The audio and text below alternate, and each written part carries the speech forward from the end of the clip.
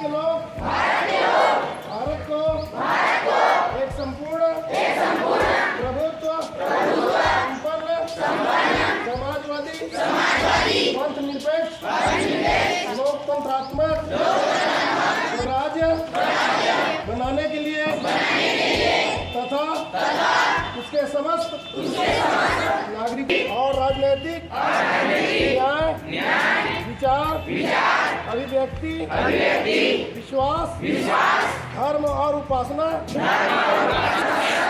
की समता प्राप्त करने के लिए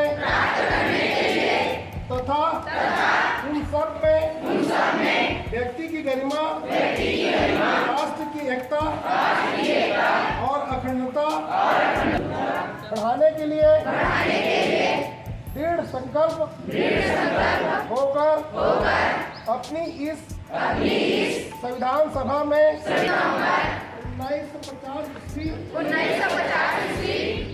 को एकम द्वारा इस संविधान को अंगीकृत अधिनियमित और आत्मसंपन्न करते हैं समर्पित करते हैं।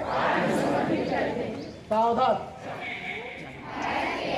भारत को एक संपूर्ण प्रभुत्व संपन्न समाजवादी धर्मनिरपेक्ष लोकतंत्रात्मक गणराज्य बनाने के लिए और इसके समस्त नागरिकों को सामाजिक आर्थिक और राजनीतिक न्याय विचार अभिव्यक्ति विश्वास धर्म और समता प्राप्त कराने के लिए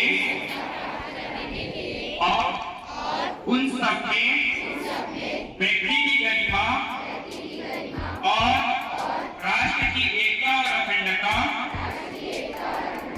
को बढ़ावा देने के लिए इस संविधान को अंगीकृत अधिनियमित और आत्मनिर्भर करते हैं।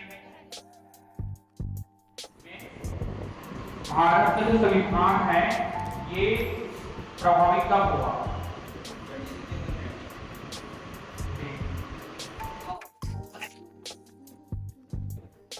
What is the name of the constitutional body that is responsible for the enforcement of fundamental rights?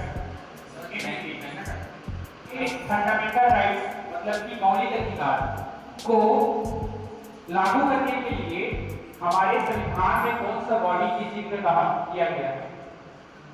हमारे फंडामेंटल राइट्स को लागू करने के लिए कौन सी संस्था है जो काम करती है और संविधान में इसका उल्लेख भी किया गया है?